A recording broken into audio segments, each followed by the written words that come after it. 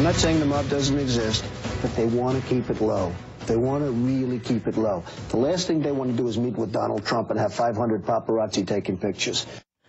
Welcome back to AM Joy. That was Donald Trump in 1999, and this is Trump today. Video obtained and published by the Palm Beach Daily News shows Trump ringing in the new year with Joseph Cinque, a convicted felon with suspected mob ties who goes by the name Joey No Socks. Mr. Cinque's attorney told BuzzFeed News that Mr. Cinque is not and has never been a friend of John Gotti, nor does he now, nor has he ever had a relationship with, quote-unquote, the mob. But back in 1995, an assistant district attorney who was prosecuting Cinque for art theft told New York Magazine that an informant spotted Cinque talking to Gotti during a chance encounter in court. The informant allegedly overheard Gotti telling Cinque he would, quote, take care of the DA. Cinque's past came back to haunt him and Donald Trump because of questions about mob ties from Trump's own past. In September, Mother Jones's David Corn recounted the history of Trump's connections to organized crime, writing, when asked about his links to the mob, Trump has repeatedly made false comments and has contradicted himself to such a degree it seems he has flat out lied about these relationships, even when he was under oath.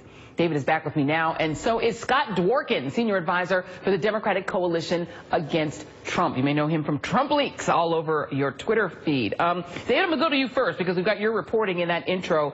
Trump to people, and we'll put up a few of them here, someone named Kenneth Shapiro and Daniel Sullivan, who leased property to Trump in Atlantic City. You got a guy named Felix Sater, who actually worked at the Trump organization. You got a guy named Robert Labudi, who's a high roller at Trump casinos, also apparently mob connected, and Fat Tony Salerno and Paul Castellano, who supplied the concrete, not the steel from steel country, the concrete that built Trump Tower. Are these ties incidental? Are these people he did business with? Are these people he knew socially?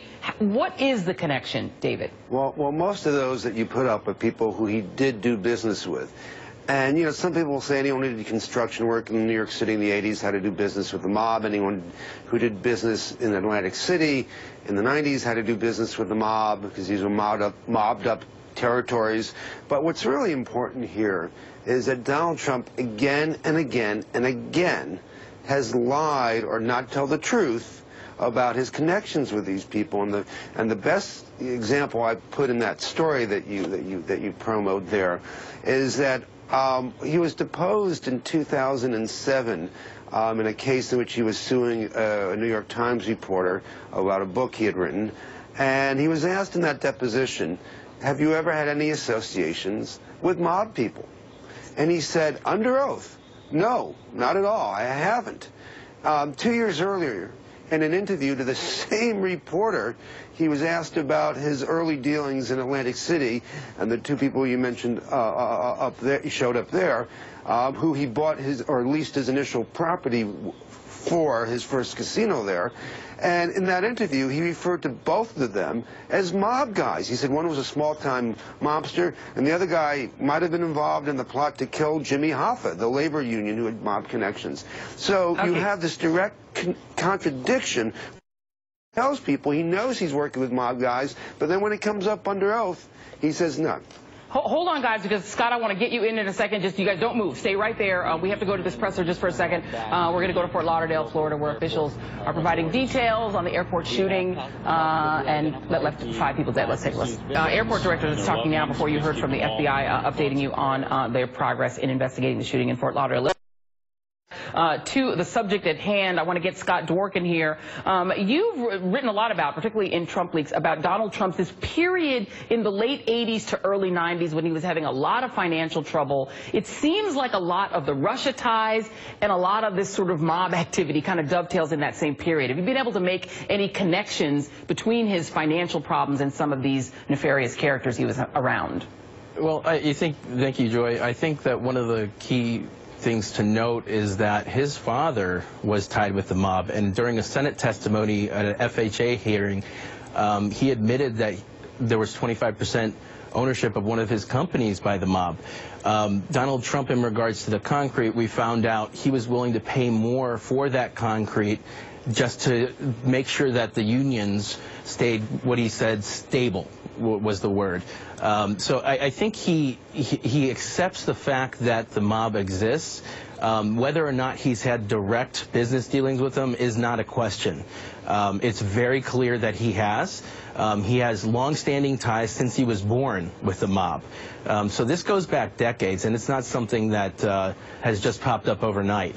This also extends, obviously, as you saw Sater, that's a Russian-affiliated person with the mob. So I think it's worldwide, not just here, to keep an eye on. But he definitely has extensive ties with the mob. A lot of his funding has come through the mob, and a lot of his work associates have been directly related with the mob or in the mob itself.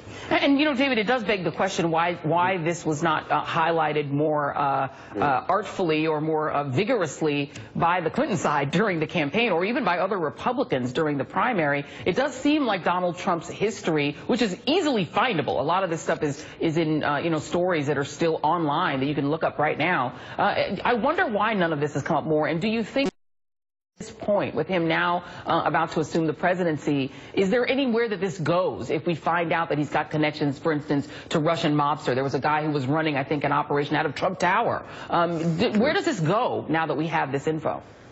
Well, that's a good question. You could probably ask that of about 12 different or maybe more subjects about Donald Trump and his past. I think there was a lot of good reporting done on some of his past ties, his business dealings, and his, what mobbed up or not before the election. But they weren't. These subjects were not given sort of the email server, you know, approach or treatment. So they didn't seem to dominate or play much of a role during the campaign. I do think, you know, the fact that he just has continually lied about this matter or told false statements. I mean, you played him, you know, telling Tim Russert in 1999 when he was considering a run for president on the Reform Party ticket, you know, denying any associations with the mob. You know, months earlier that same year, he had practically bragged to an AP reporter for in an interview on another subject, saying, yeah, I've had to deal with the union, I've had to deal with the mob, and, you know, you know, as if he's a tough guy. So he clearly has this long record of inconsistent statements on this, and I think it's just part of the Trump history now.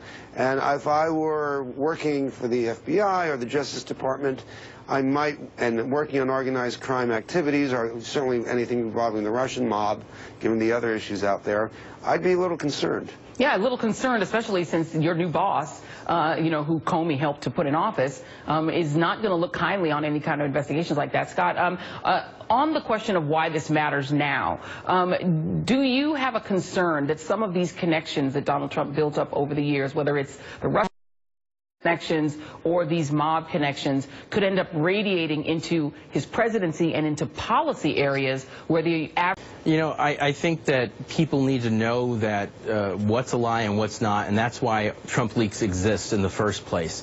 We're American run. We get all of our documents obtained legally, and everything's posted publicly on Twitter. I think exposing his scandals will make it clear that we can focus on the policy and the garbage that they're going to try and pour out, because a lot of these things are going to be distractions, and we cannot afford to have these distractions. We need to focus on the policies at hand. So as long as we can get these out of the way, I think that he's going to be under watch, and he's not going to be able to do as much. But if we want to talk about a mobster, I think Donald Trump is one of the biggest mobsters in the world. And that's the bottom line here. I think he is a mobster when it comes down to it. His business practices are that of the mob. He met with the FBI before he built the casinos in Atlantic City, and he said, I don't want to tarnish my family's good name.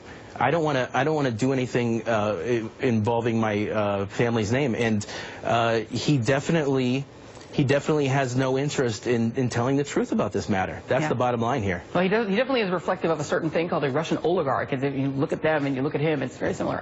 Well, that's what we put together here. You have billionaires that are coming and taking over the country here. So what are we turning into? Yeah. Well, we are glad that David Corn and Scott Dworkin, that you guys will be here to watch it all unfold and investigate it, so that we can have you back on the air to talk about it. Thank you very much. Appreciate it. Thank you, Joy. Meanwhile, we have been listening to the latest briefing from the Fort Lauderdale airport shooting. briefing. We will bring you the news as it develops, as that briefing continues down in Florida. And coming up in our next hour, Congressman Keith Ellison is here to talk about his run for the chair of the Democratic National Committee. But first, Chuck Schumer says this will be the Ability Congress. Really?